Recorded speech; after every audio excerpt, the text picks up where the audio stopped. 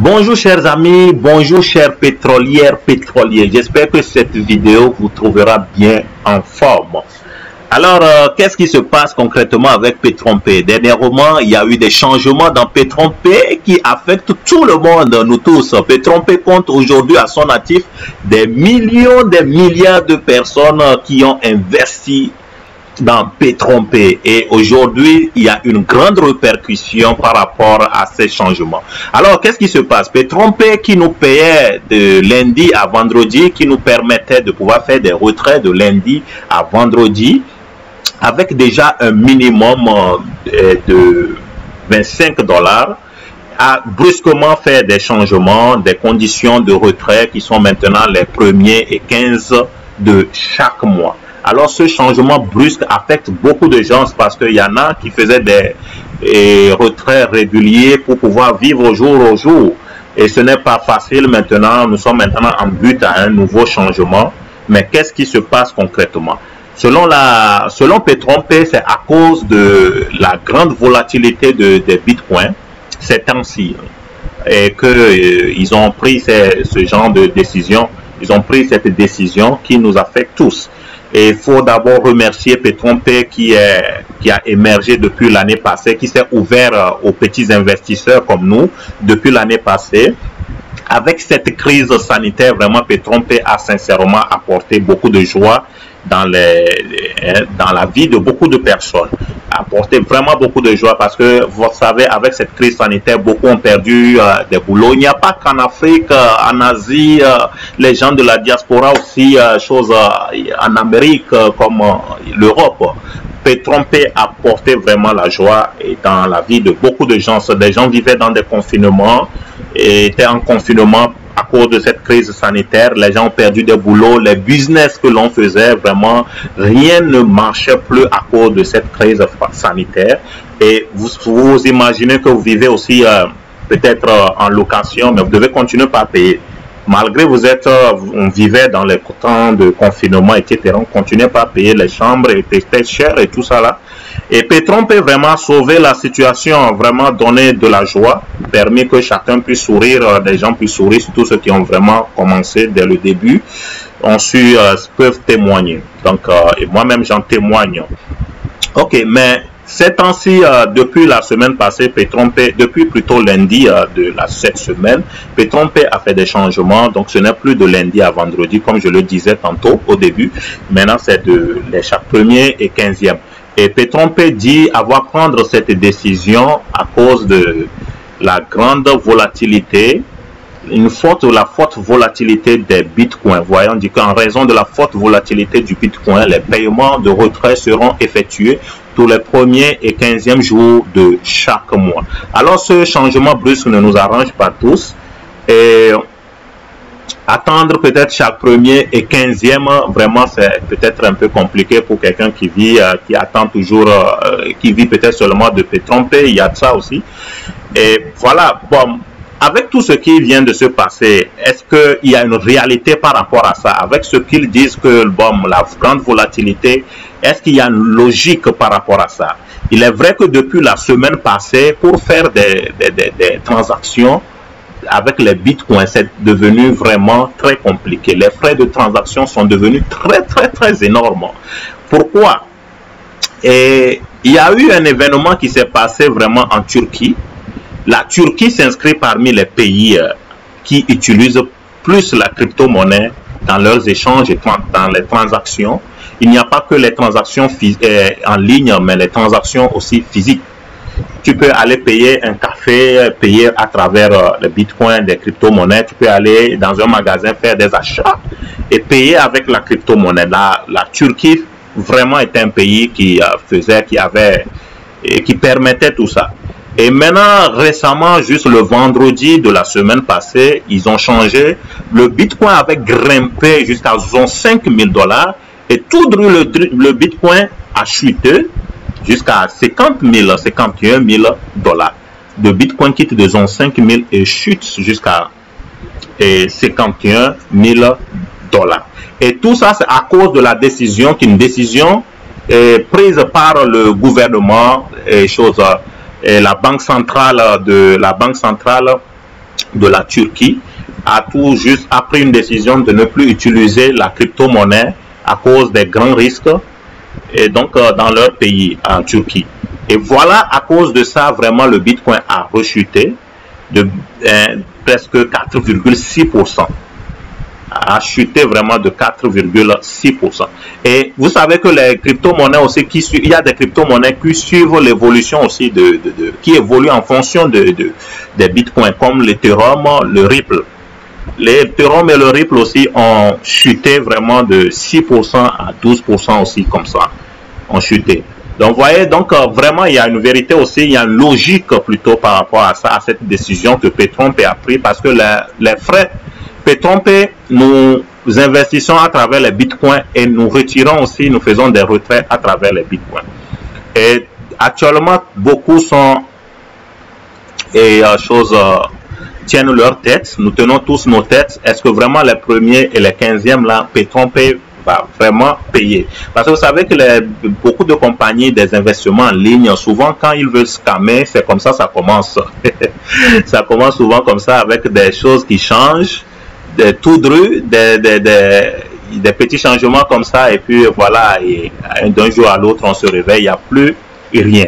Et laissez-moi vous dire que moi, quand les gens se lamentent plutôt que chaque jour, parfois ils sortent et les gains ne tombent pas si vite, et la grande préoccupation devait plutôt être, est-ce que les paiements vraiment seront effectués ou pas? Parce que vous voyez, ce que vous voyez par exemple ici, ce qu'on voit ici, ce sont des figures et des chiffres. Ce sont des figures et des chiffres. Vous voyez, bon, c'est vrai, ça t'appartient, c'est des figures, des chiffres qui t'appartiennent. Ça détermine que voilà, c'est la valeur que tu as, tu gagnes en fonction de ton baril. Mais tant que c'est toujours sur la plateforme centralisée, tant que tu vois les chiffres là comme ça sur la plateforme centralisée, ce n'est pas encore défini que c'est à toi. Donc, si la compagnie n'a pas confirmé lorsque tu fais des retraits pour que tu puisses les avoir dans ton blockchain, sur ta plateforme décentralisée, alors dis-toi que tout ça là ne sont que des figures, des gains qui tombent et tout ça là ne sont que des figures. Donc, c'est après retrait que tu peux vraiment rejuger que, oh, vraiment, j'ai pu faire un retrait, j'ai été payé. Et voilà, donc la plus grande inquiétude actuellement devait être si vraiment Petron-P payera le premier, comme il a dit, et le 15e de chaque mois. Et nous savons que Petron-P a toujours eu à surmonter beaucoup de défis comme ça. Il y a eu des défis à travers tout au long du business, ça n'a pas été toujours facile. Surtout qu'il y a maintenant des millions, imaginez des millions, des milliards de personnes à travers le monde qui investissent sur une seule plateforme. Mais la plateforme continue par marcher très bien, la plateforme continue par évoluer très bien. Et donc, souvent, il faut comprendre aussi que des petits soucis comme ça peuvent arriver et ça peut affecter vraiment tout le monde. Maintenant, il y a un message aussi que j'aimerais porter surtout à l'endroit des grands leaders, quand tu te lances dans Petron-P, quand tu te lances dans des business en ligne comme ça là, il te faut vraiment être éduqué par rapport aux risques. Oui, parce que il n'y a pas que l'éducation financière, les risques dans les investissements, vous devez comprendre ça avant de vous lancer dans les business, surtout en ligne, parce que les business en ligne sont vraiment très risqués. Et nous savons que dans cette vie-là, il y a toujours quand tu viens déjà dans ce monde-là, vraiment, il y a beaucoup de risques que tu dois prendre en compte. Et donc, vous savez il y a des événements qui apparaissent et qui peuvent affecter même toute une compagnie que tu es en train de monter toi-même, que tu diriges toi-même. Même le CEO, il peut dire que voilà, c'est ça, voilà ce que je définis voilà ma feuille de route. Mais des événements peuvent venir changer. Oui, il faudrait retenir aussi que les œuvres humaines peuvent toujours faillir. Il n'y a que les œuvres de Dieu qui sont éternelles. Donc, il faudrait comprendre que certains événements peuvent apparaître malgré ce que tu avais comme feuille de route et venir basculer les choses, venir basculer tout ce que tu avais prévu. Comme on le dit souvent, l'on propose, Dieu dispose. Donc voilà, il y a des événements comme ça qui peuvent venir, qui peuvent surgir de nulle part et puis affecter aussi la compagnie que tu es en train de diriger malgré la feuille de route que tu avais dès le début. Et voyez-vous, donc voilà un événement aussi qui est surgi comme ça avec la grande volatilité des bitcoins et voilà, tout maintenant balance, tout bascule. Donc Et aujourd'hui, je ne peux pas pleurer parce que Petron-P, peut-être s'il disparaît, je ne peux pas commencer par pleurnicher comme un petit enfant que Petron-P a disparu. Il faut vraiment donc, et toute personne que vous amenez dans les business en ligne là, éduquez-les très bien sur les risques à prendre, sur les risques. Et il ne faut pas aller, on dit toujours investir ce que tu peux accepter de perdre. Donc moi, si je mets une somme conséquente, je sais que même si ça pète, ok, je vais survivre, je vais toujours me relever. Donc ne va pas prendre tout ton épargne, tout et bien investir, lancer là-dedans. Ton épargne peut-être de 10 ans, tu viens, tu lances là-dedans et imagine que ça pète et voilà, tu tiens, tu risques même d'aller te suicider. Donc faites beaucoup attention, dans les business en ligne, il y a des risques, il faut savoir aussi limiter les risques pour ne pas pleurnicher et après lorsque les choses comme ça arrivent, voyez non. Donc, quand tu prends vraiment les risques, quand tu te décides vraiment d'investir, c'est que tu es assez responsable, tu comprends vraiment les risques dans le business en ligne. Ce n'est pas la peine de venir maintenant commencer par lancer les cailloux, commencer par critiquer, commencer par dire